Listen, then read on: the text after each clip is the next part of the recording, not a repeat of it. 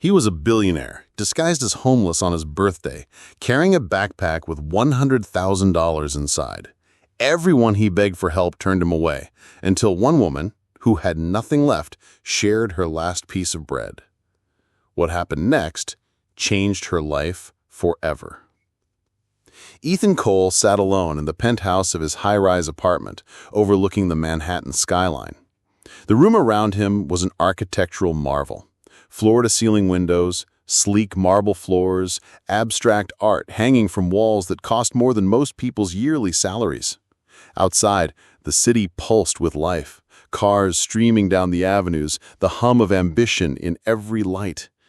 Yet Ethan felt nothing. It was his 32nd birthday.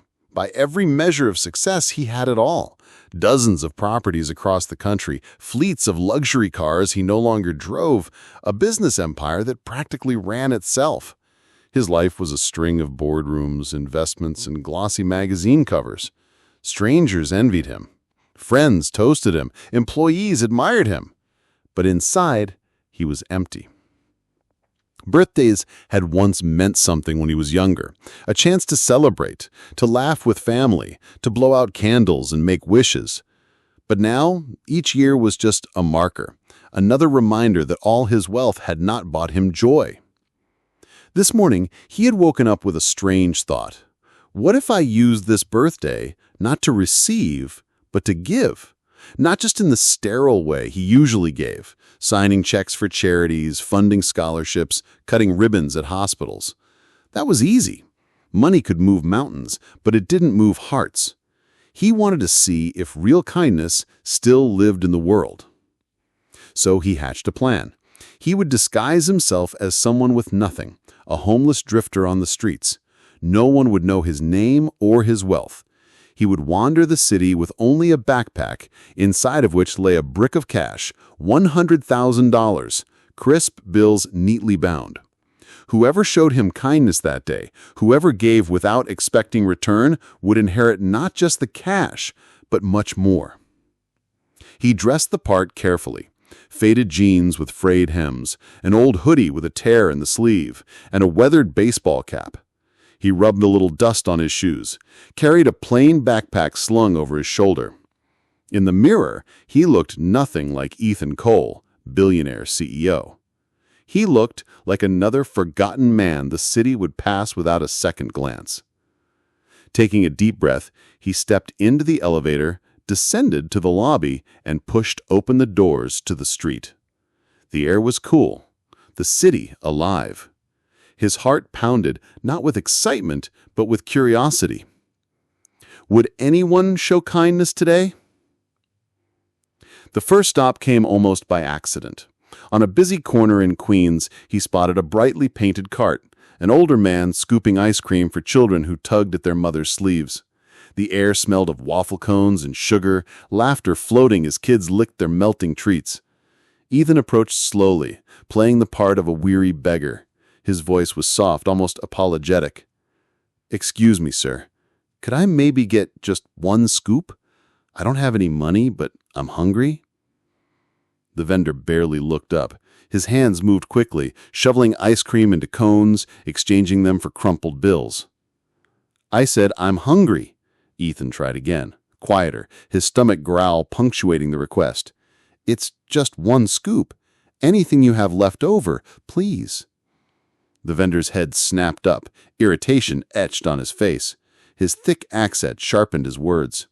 "This is business, not charity. If you don't have money, move along. You're scaring the kids." Ethan blinked. Around him, the mothers pulled their children a little closer, some whispering under their breath. A boy stared at him with wide eyes before his mother turned him away. "Sir, I'm not asking for much. Just get out of here," he barked, waving the scoop like a weapon.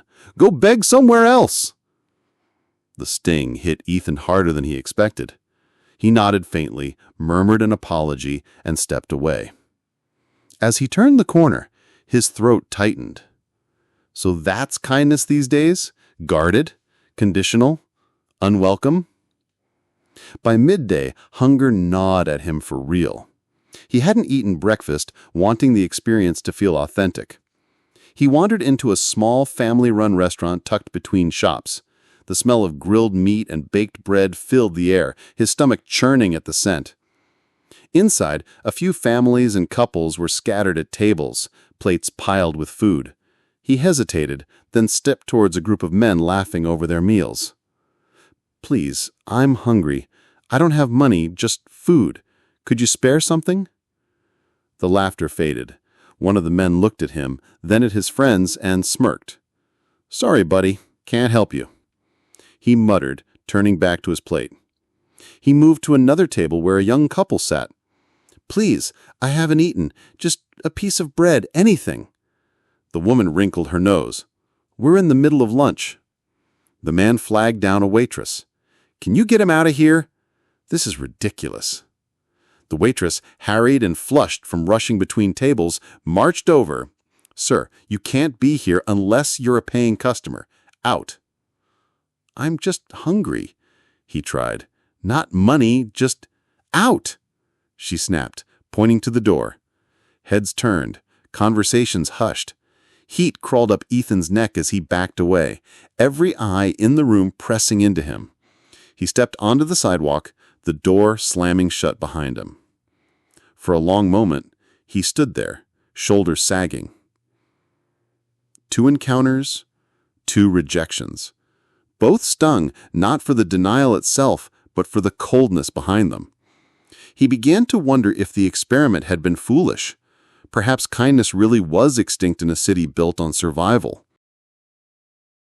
The sun was dipping low when Ethan started toward home, his disguise still intact, his resolve shaken. He was ready to call the day a failure. Then he saw her. On a quiet block, sitting cross-legged on the sidewalk near a brick wall, a young black woman worked with a small easel and paintbrushes. Around her, several canvases leaned against the wall, colorful depictions of city streets, portraits of strangers, abstract bursts of color. She was focused, her brush moving delicately, eyes narrowed in concentration.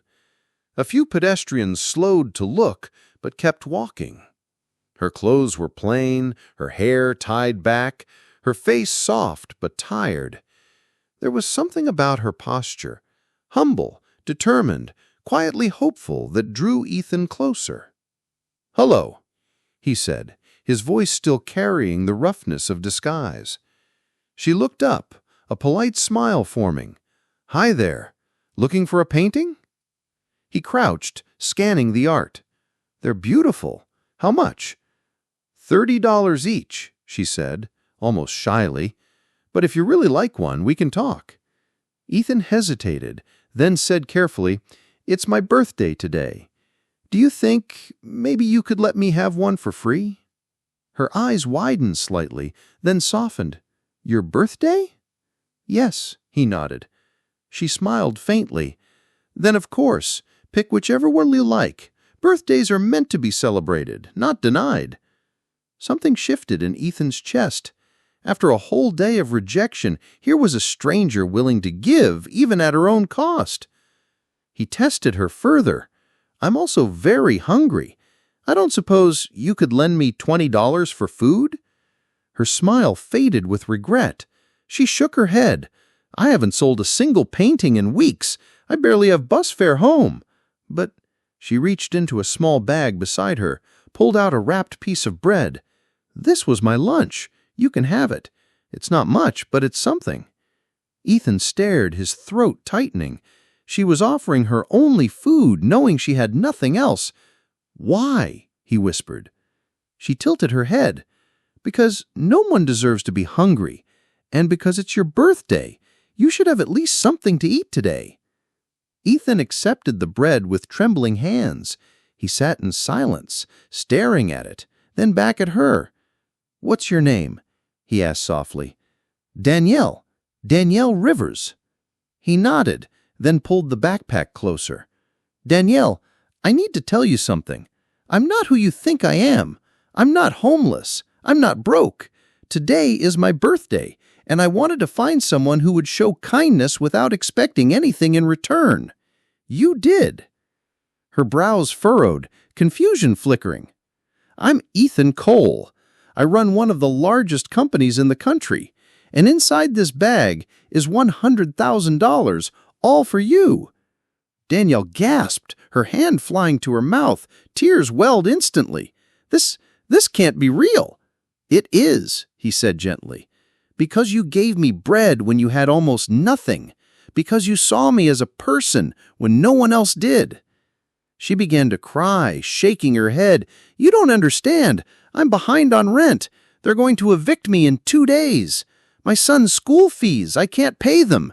I've been painting every day, hoping someone would notice. I didn't know what I was going to do." Ethan reached out, steadying her trembling hands.